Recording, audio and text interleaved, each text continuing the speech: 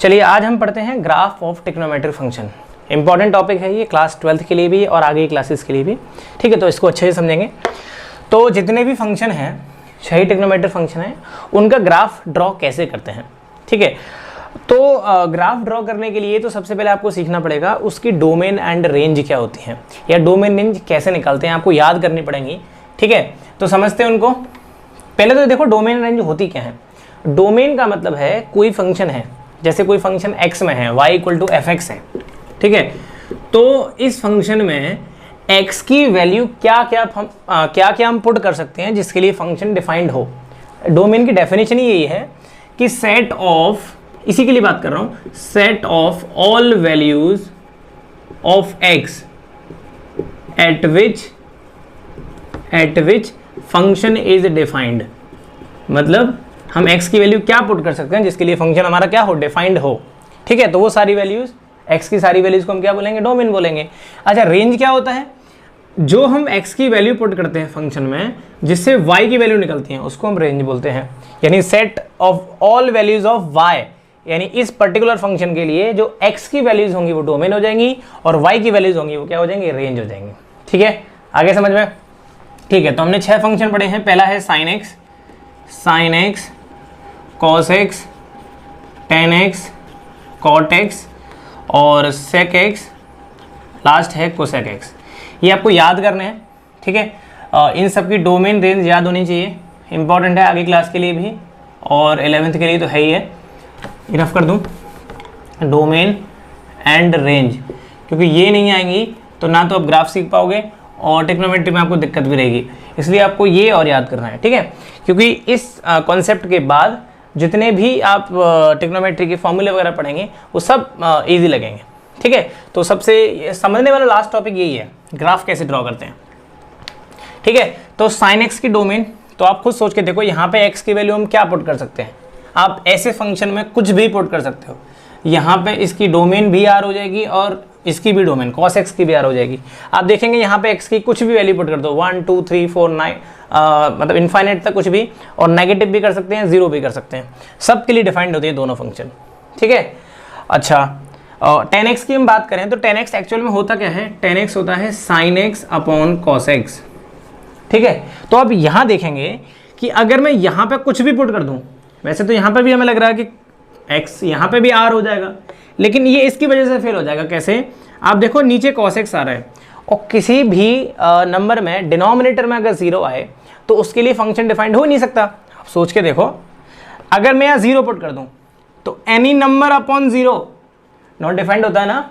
तो यानी ये फंक्शन की जो डोमेन होगी वो होगी तो रियल नंबर, बस हम इसमें से क्या हटा देंगे जिसके लिए cos x 0 होता है।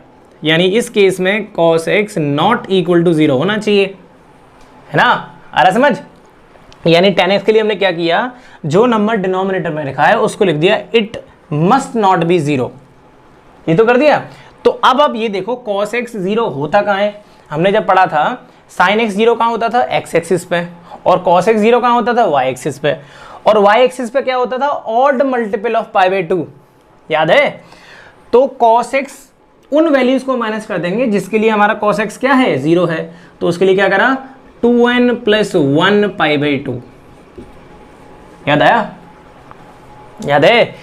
यानी इसका मतलब ही होता था ऑड मल्टीपल ऑफ π/2। हमने दो चीज पढ़ी थी, एक वर्ड पढ़ा था इंटीग्रल मल्टीपल ऑफ पाई, इसको हमने लिखा था n पाई, याद हो तो। एक लिखा था ऑड मल्टीपल ऑफ π/2, इसको हमने लिखा था 2n + 1 π/2। ये डिनोट करता है x एक्सिस को, ये डिनोट करता है y एक्सिस को। जिसको याद नहीं है वो एक बार देख ले इनको। ठीक है, x एक्सिस का मतलब 0 पाई 2 पाई 3 पाई 4 पाई, तो वहां पे हमने लिख दिया n पाई, इनको बोलते हैं integral multiple of pi. y axis पे क्या आता था, सबसे देखो ये y एक्सिस थी, तो आप देखेंगे 0, यहाँ π/2 आया, यहाँ 3 π/2, फिर यहाँ 5 π/2, यहाँ 7 π/2। आप देखो ऑड मल्टीपल ऑफ π/2 आ रहे हैं, तो उसको हम लिखते थे 2n + 1 π/2। तो हमने उन नंबर्स को माइनस कर दिया जिसके लिए cos x हमारा क्या होता है, 0। आगे समझ, क्लियर है। चलिए अच्छा पहले इसको देखो cos x को, sec x को, ये भी क्या होता है 1/cos x, है ना। तो इस केस में भी देखो cos नीचे आ गया, तो यहाँ पे भी हम क्या लिखेंगे, cos x is should not be 0, है ना, क्लियर है।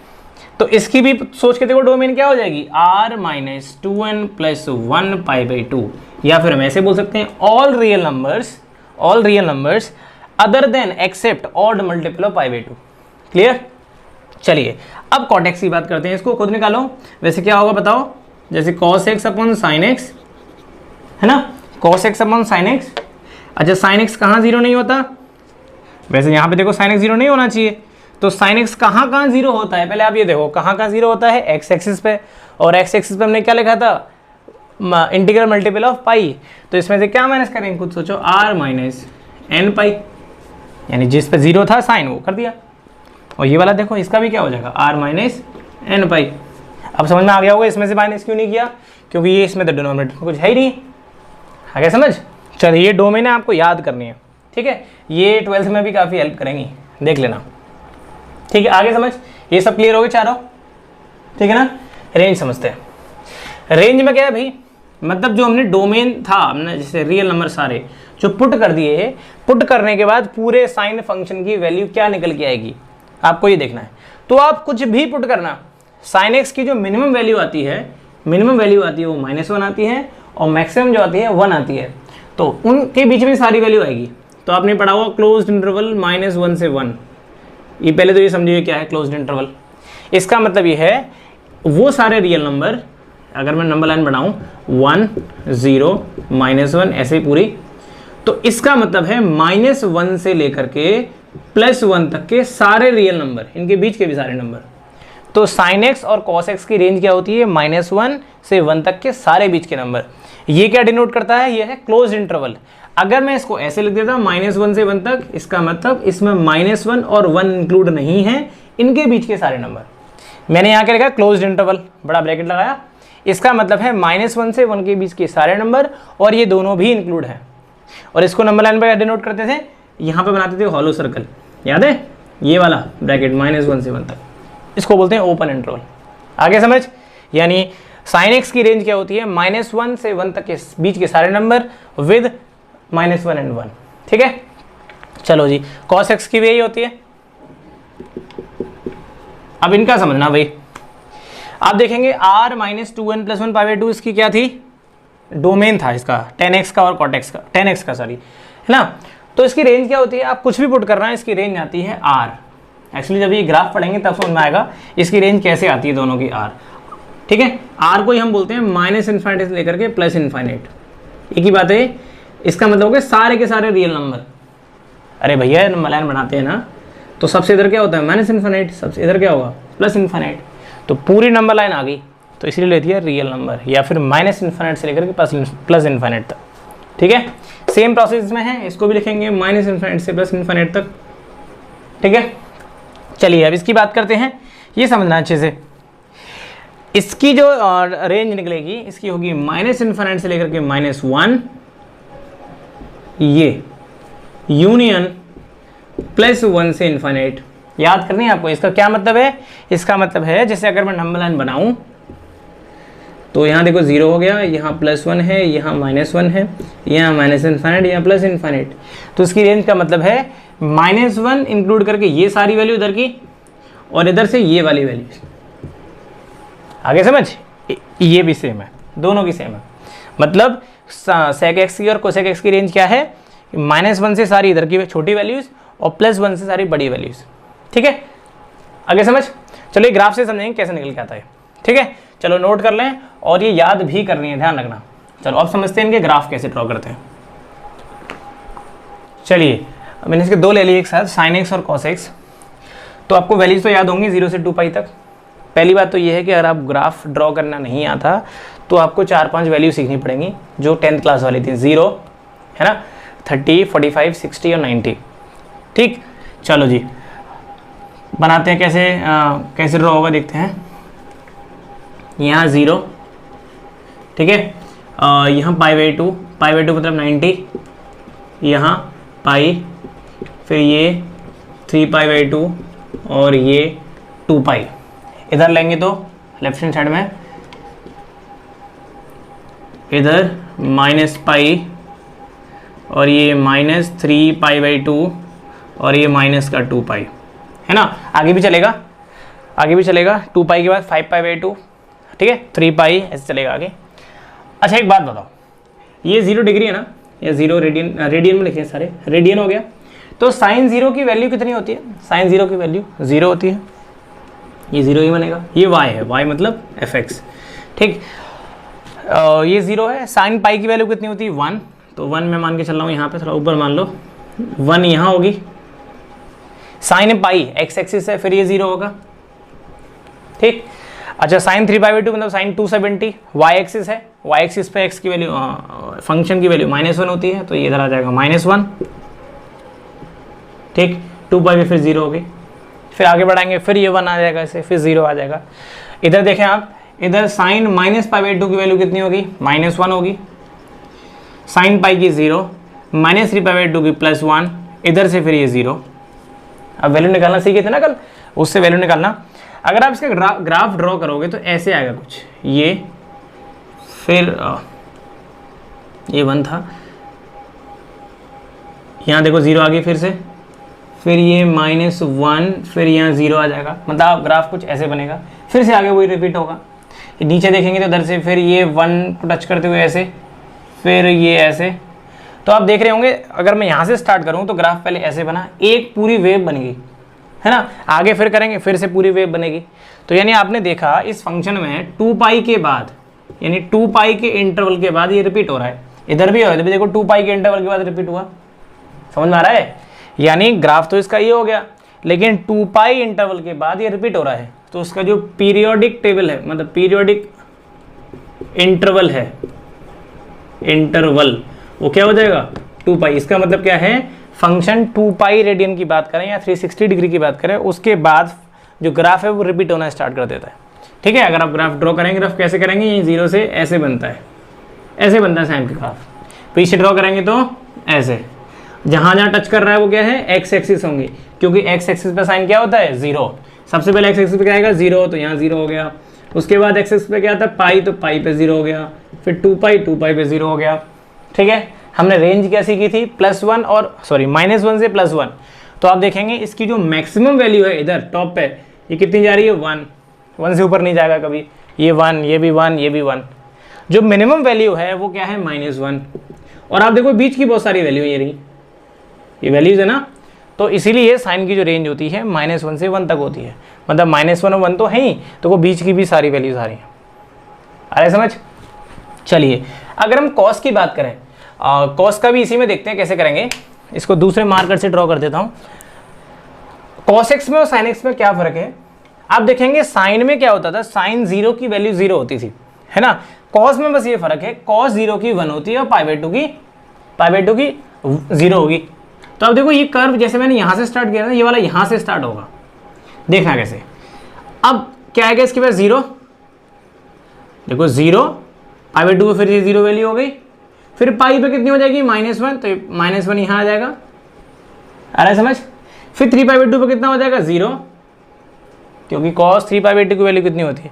एक्चुअली यहाँ से निकाला है मैंने, देख लेना, ये मार्कर थोड़ा आगे पीछे हो गया, ये यहाँ से ऐसे जा रहा है, मतलब बराबर ही होगा इसमें, ठीक है। अच्छा फिर 2 पाई पे कितनी होगी इसकी? 1, ऐसे आगे समझ। देखो cos 0 की वैल्यू 1 होती है, 1 आ गया y एक्सिस पे। पाई बाई 2 की 0 हो गई। फिर पाई की -1, 3 पाई बाई 2 की 0, फिर 2 पाई की 1। तो आप देखेंगे यहाँ से अगर मैं आगे ड्रॉ करूँ, फिर से रिपीट होना स्टार्ट कर देगा। तो इसका भी जो पीरियोडिक इंटरवल होता है वो भी 2 पाई होता है। इधर बनाओगे तो -पाई बाई 2 की 0 होगी, यहाँ फिर -1 आएगी, फिर यहाँ से फिर ये, और ये वाली वैल्यू +1। जो मैंने ब्लैक मार्कर से बनाया वो है साइन एक्स का ग्राफ, और जो इसका बनाया है कॉस का वो क्या है? ग्रीन से बनाया है वो किसका है? कॉस एक्स का ग्राफ। आगे समझ में बना लोगे, दोनों क्लियर हो गए। जब भी आप ग्राफ ड्रॉ करना है तो आप ये पूरे इंटरवल यानी 0 से 2 पाई तक की मैंने सारी वैल्यूज ले ली, 0 से 2 पाई तक की 90 के इंटरवल पे मैंने उठा लिया, उसी के अकॉर्डिंग मैंने ग्राफ बना दिया। अच्छा अब ये सोच रहे होंगे मैंने जो ग्राफ बनाया है साइन एक्स का कॉस एक्स का, सपोज जैसे साइन पाई बाई 2 की 1 है, तो आप ये तो नहीं सोच रहे कहीं कि लाइन मुझे ऐसे बनानी चाहिए, इसकी ऐसे बनानी चाहिए, ये क्यों नहीं बनाई? ज़रा बताएं। एक्चुअली ये बनाया मैंने अपनी मर्जी से नहीं है। अगर मैं साइन π/2 तक की बात करूँ तो बीच में हमने क्या क्या वैल्यू सीखी हैं, देखो 30 डिग्री सीखी है, इसको अच्छे से लिख दो, मतलब उसी रेडियन में π/6 सीखी है, π/4 और π/3 ये तो सीखे हैं। अगर मैं इनकी वैल्यूज़ निकालूं, साइन π/6 की होती है 1/2, जैसे 1/2 यहाँ आ गया, π/4 हो गया 1, सॉरी साइन π/6 की होती है हाँ 1/2, π/4 की होती है 1/√2, π/3 की होगी √3/2। एक्चुअली मैंने सारी वैल्यूज़ को मिला के कर्व बनाया है, समझ। एक वैल्यू से डिसाइड नहीं किया मैंने कि यहाँ से 0 होगी, यहाँ से 1 होगी तो ड्रॉ कर दिया, एक वैल्यू से नहीं हुआ है। ये सारी वैल्यूज़ को जब मैंने पुट किया तो उसका ग्राफ कुछ ऐसे बना, ठीक, इससे फिर ये ऐसे बना, इससे फिर ऐसे बना। आगे समझ। साइन x का कॉस x का ग्राफ आपको अच्छे से याद करना है कैसे बनाते हैं। चलिए अब सीखते हैं tan x and cot x। Same process है, वही सेम वैल्यूज़ लेनी है। 0 ये x एक्सिस होगी, y एक्सिस ये f(x) है, ठीक है। ये 0 ये π/2, इसको समझना अच्छे से, पाई ये हो गया 3π/2 और इधर ले लिया हमने 2π, एक और ले लो आगे, ये हो जाएगा 5π/2 है ना। इधर -π/2 -π -3π/2 है ना, -2π और आगे लेंगे तो माइनस का 5π/2, ठीक है। अच्छा अब ये देखो tan 0 की वैल्यू कितनी होती है, 0 होती है, sin 0/cos 0 है ना, 0/1 0 आ जाएगा यहाँ पे। tan π/2 की वैल्यू कितनी होती है, अब ये देखो आपका जो रेंज वाला डाउट है ना, रेंज मैंने क्या लिखी थी इसकी, -∞ से लेकर के +∞ तक, देखो वो भी क्लियर हो जाएगा अभी। अच्छा एक बात बताओ, tan π/2 की वैल्यू कितनी होती है, tan π/2 की वैल्यू कितनी होती है, इनफाइनाइट। अब ये बताओ इनफाइनाइट में मैं ड्रॉ कहाँ करूँगा, जैसे मैंने यहाँ तो चलो 1 लिख दिया, यहाँ 2 लिख दिया, इनफाइनाइट को कहाँ पे लिखूँ। तो इनफाइनाइट का करने का तरीका क्या होता है वो देखेंगे आप। जैसे मैंने एक कोई लाइन ऐसे ड्रॉ कर दी, ठीक है, तो यहाँ 0 थी, अब मुझे इस लाइन पे मतलब π/2 पे मुझे इनफाइनाइट को शो करना है, तो उसका तरीका होता है कर्व ऐसे बढ़ेगा और इनफाइनाइट तक जा रहा है, मतलब पैरेलल चलते रहेगा ऐसे, लेकिन कभी मिलेगा नहीं, मतलब इनफाइनाइट में बहुत दूर जाके मिलेगा, आया समझ। मतलब इसका जो ग्राफ है वो ऐसे बना, मतलब वही सेम वैल्यू पुट करके π/6 π/4 π/3 है ना, ऐसे कुछ ग्राफ आया। जब π/2 तक पहुंचती है वैल्यू, मतलब अगर आप ऐसे देखो tan में जो आपने आज तक वैल्यू सीखी वो क्या सीखी, मैं कुछ वैल्यू दिखा रहा हूँ, इससे ज़्यादा क्लियर हो जाएगा। 0 है ना, 30 सीखा था, 45 60 फिर 90, उसके बाद कल सीखा था 120 135 150 180, मैं यहाँ तक सिखा रहा हूँ कैसे आया, ठीक है। अच्छा tan 0 की वैल्यू कितनी, 0, ये होती है 1/√3, ये 1, ये √3, फिर ये नॉट डिफाइंड है ना। उसके बाद फिर ये रिपीट होती है माइनस में, -√3 1 -1/√3 और ये 0 है ना। इतना तो क्लियर होगा। माइनस का मतलब यहाँ पे क्या होता है, इस लाइन के नीचे, और प्लस का मतलब क्या है, इसके ऊपर है ना। अब ये देखो 0 यहाँ आ गया, 1/√3 ऐसे कुछ यहाँ आया, 45 करेंगे तो 1 इसके यहाँ पे कुछ आया, 60 जब करेंगे तो √3 यहाँ आया। जैसे जैसे हम 90 की तरफ बढ़ रहे हैं, मतलब जैसे हम 90 की तरफ जा रहे हैं तो वैल्यू क्या होती जा रही है, बढ़ती जा रही है, आ रहा है समझ। तो ये 90 की तरफ जाते जाएगा, जैसे ही 90 पे पहुंचेगा तो इनफाइनाइट वैल्यू हो जाएगी। अब इनफाइनाइट कहाँ तक है भाई, पता नहीं चल रहा कहाँ तक है, आ रहा है समझ। तो इस फंक्शन में यहाँ पे मैक्सिमम वैल्यू क्या मिली, +∞। ऐसे ही जब हम नीचे की तरफ जाएंगे, देखना कैसे, अगली वैल्यू क्या है, अगली वैल्यू क्या है, देखो अब हम क्या करेंगे, इनफाइनाइट से -√3 आएगा, तो जरा सोचो कैसे आएगा। चलो मैं इधर ही लेके चल रहा हूँ, इधर वाला। अब अगर हम नेगेटिव डायरेक्शन में जाएंगे तो यहाँ से कैसे जाएगा, देखना आप जरा, ये भी तो इनफाइनाइट होगा भाई, tan π/2 की वैल्यू इनफाइनाइट है, तो tan -π/2 कितनी हो जाएगी, -∞।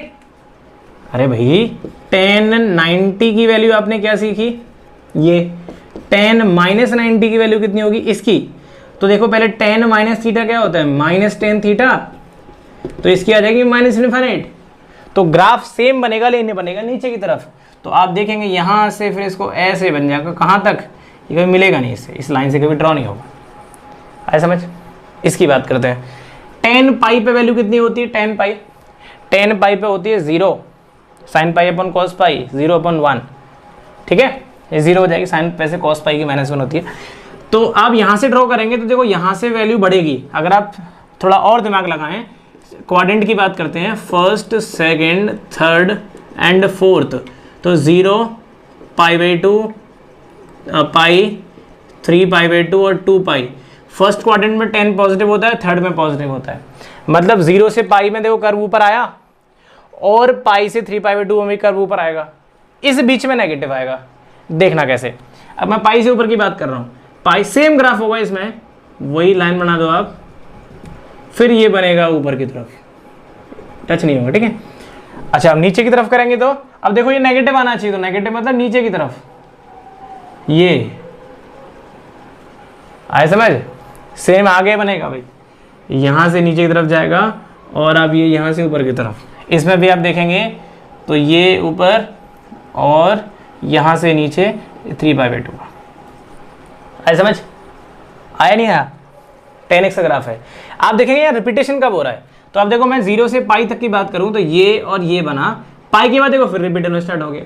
तो इसका जो पीरियोडिक इंटरवल है वो कितना होता है, पाई, मतलब साइन कॉस होते थे 2 पाई के बाद रिपीट, ये किसके बाद रिपीट होता है, 0 से पाई, मतलब पाई इंटरवल के बाद रिपीट होना स्टार्ट करेगा। क्लियर हो गया, आगे समझ में? अच्छा, ये चीज़ क्लियर हुई कि यहाँ देखो इनफाइनाइट पे आ गई एकदम से, फिर यहाँ पे मैंने कैसे ड्रॉ किया, मतलब अगर आप यहाँ पे सोच रहे होंगे π/2 के पे, तो देखो π/2 पे तो प्लस इनफाइनाइट था, ये तुरंत नीचे कैसे आ गया?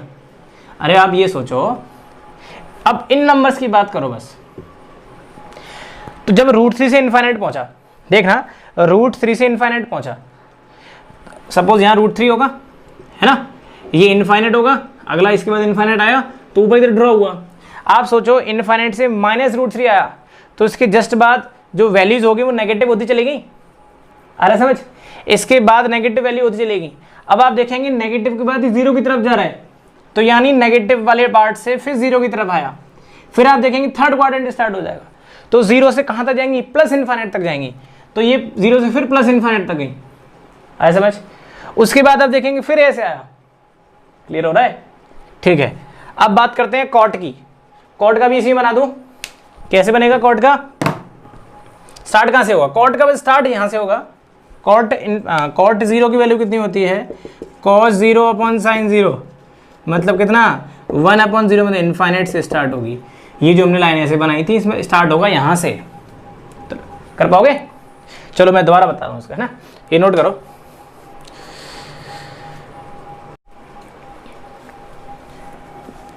cot x समझते हैं, π/2 पाई 3 π/2 2 पाई, है ना, ये -π/2, ये -पाई, -3 π/2 और -2 पाई। cot 0 की वैल्यू कितनी होती है, इनफाइनाइट, तो आप देखेंगे इनफाइनाइट तो यही है, मैंने ऐसे बना दिया, और π/2 कितनी होगी, cot π/2 की 0। अब इनफाइनाइट से जाएगा 0 की तरफ, तो इसका ग्राफ ऐसे कुछ जाएगा, ये जाएगा 0 तक, मतलब इनफाइनाइट से 0 तक। ये आगे मैच मतलब टच नहीं करेगा, देख लेना इसको, है ना, अभी जो समझाया था। फिर नेगेटिव, अब नीचे की तरफ जाएगा, ये टच नहीं करेगा, ये भी ध्यान रखना। आगे समझ, ये वाली जो लाइन बनाते हैं हम क्यों बनाते हैं, इनफाइनाइट के लिए बनाते हैं, ठीक। सेकंड में नेगेटिव हो गया, फिर सेम ग्राफ जो आएगा वो यहाँ से आएगा ऐसे, टच इसको भी नहीं करेगा, आ रहा समझ, सेम इस तरफ जाएगा, और अब यहाँ से ऐसे करेंगे, आ गया वो समझ, है ना, सेम है 10 की तरह। लेकिन यहाँ पे भी देखेंगे आप, पीरियोडिक इंटरवल क्या है, 0 से पाई तक, पाई इंटरवल के बाद ये रिपीट होते जा रहा है, पाई के बाद, है ना। तो चलो ये तो सिंपल था, ये तो हो गया था। अब समझते हैं सेक एंड कोसेक। चलिए अब जल्दी समझते हैं ये वाला भी। 0 है ना, π/2 पाई 3 π/2 एंड 2 पाई, यहाँ मैंने लिख दिया 1, ठीक है। अच्छा एक बात बताओ, सेक की जब हम बात करें तो सेक में क्या होता है, सेक जो आपने छोटी क्लास में सीखा है वही देखते हैं, 10th में जो सीखा है 0, 30, 45, 60 एंड 90 के लिए सेक 0 की वैल्यू 1, सेक 30 की वैल्यू 2/√3, सेक 45 की वैल्यू बोलो √2, सेक 60 की वैल्यू 2 और सेक 90 की वैल्यू इनफाइनाइट। ये तो बढ़िया आपने, अगर आप देखें इसमें अच्छे से तो सेक में क्या हो रहा है, वैल्यू बढ़ते जा रही है, 1 से लेकर कहाँ तक बढ़ती जा रही है, इनफाइनाइट तक बढ़ते जा रही है। तो वैल्यू जाएगी 1 से इनफाइनाइट तक। सेक 0 कहाँ पे है, यहाँ पे। π/2 पे कितना हो रहा है, इनफाइनाइट, सेम प्रोसेस। आप देखेंगे वैल्यू बढ़ रही है 1 से इनफाइनाइट तक, तो 1 से जाएगा इनफाइनाइट तक, ऐसे टच नहीं करेगा। आ रहा है समझ। 90 के बाद क्या आएगा, 90 से लेके 180 तक का, उसमें वैल्यू क्या होगी, सोच के देखो, नेगेटिव होगी। यहाँ भी नेगेटिव होगी, इसमें भी नेगेटिव होगी। अच्छा, π/2 पे भी यहाँ लिखते चलो -1। अब जरा वो भी लिखना, नेक्स्ट क्वाड्रेंट भी ये लिख के देखना, फिर ये जाएगा कुछ ऐसे। चलो मैं लिख ही देता हूँ तभी समझ में आएगा। 90 के बाद आएगा सेक में 120, 120 के बाद 135, 150 और 180, है ना, 90 भी लिख दिया मैंने। अब इसमें वैल्यू क्या सीखी थी आपने, इनफाइनाइट, लेकिन यहाँ से क्वाड्रेंट हो गया नेगेटिव का, नेगेटिव हो गया ना। सेक 120 की वैल्यू कितनी होगी, सेक 1 सारी वैल्यू नेगेटिव आएंगी, पहले तो ये समझ लो, क्योंकि क्वाड्रेंट कैसा है, सेकंड। अच्छा, सेक 120 की वैल्यू कितनी होती है, बोलो। सेक 120 की वैल्यू होती है -2। सेक 135 की होती है -√2।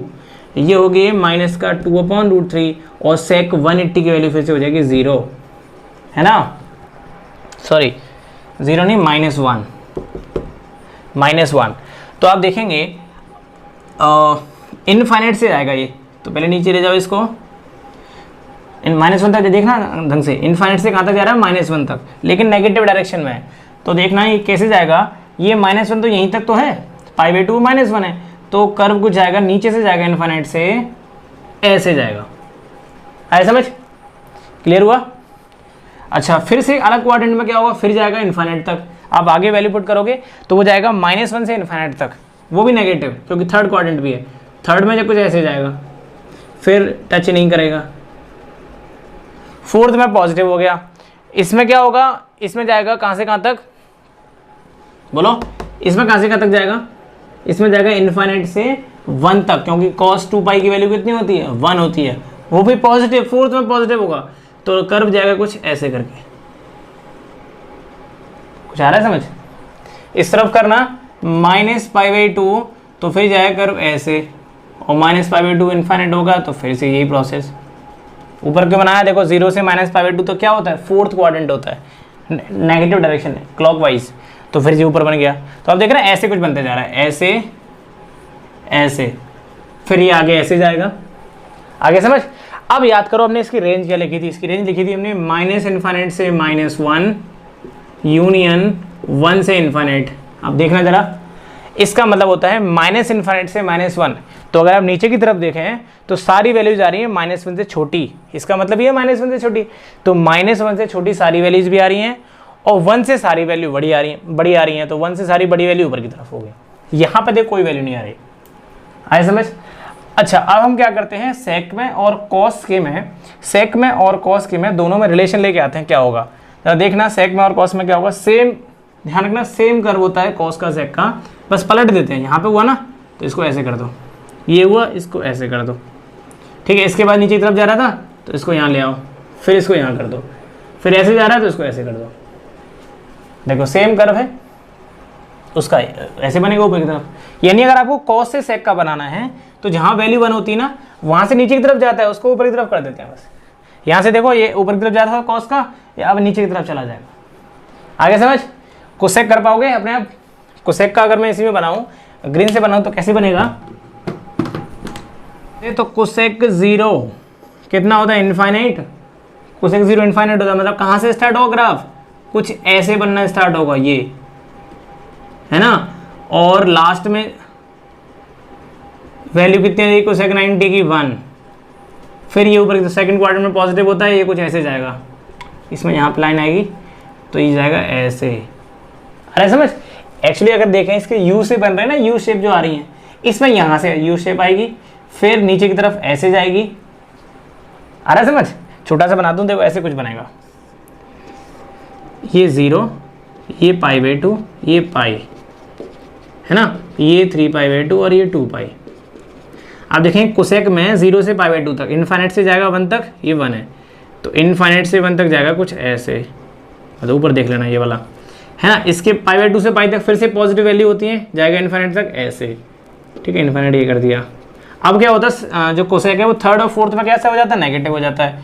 तो फिर ये -1 से 1 तक जाएगा, ये ऐसे आगे समझ। फिर से इधर फोर्थ में नेगेटिव, फिर इस तरफ ऐसे। अच्छा ये भी देखो साइन का उल्टा होता है, कैसे? अगर साइन का ग्राफ बना तो कैसे होगा, यहाँ से 1 देख चेक करो, यही होता था। साइन का जो उल्टा है वो कोसेक आ जाता है, और ऐसे कॉस का जो उल्टा है वो सेक आ जाता है।